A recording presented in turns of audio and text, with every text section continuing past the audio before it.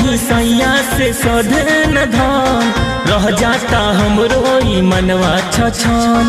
का कहीं सैया से सधे न धान, रह जाता हमरो ई मनवा छछन। अपना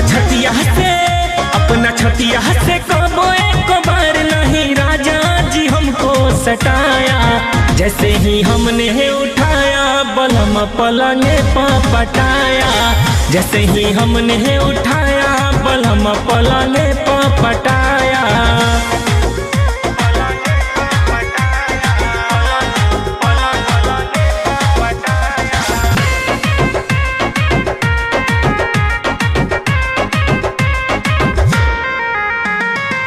अभिले बलमुआ सवाद नहीं लिहले, ऐसन समान के उभाव नहीं दिहले।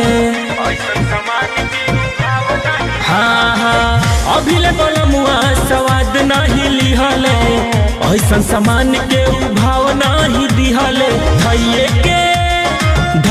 के कबो एक बार नहीं पाजा में हमको सुताया। जैसे ही हमने उठाया बलम पलंगे पटाया।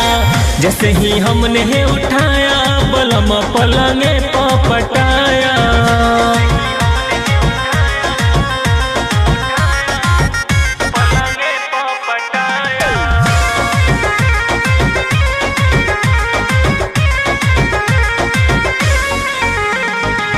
ढाता जवानी रोज से जिया पकड़, राकेश पासवान हुए सूते में अलहल।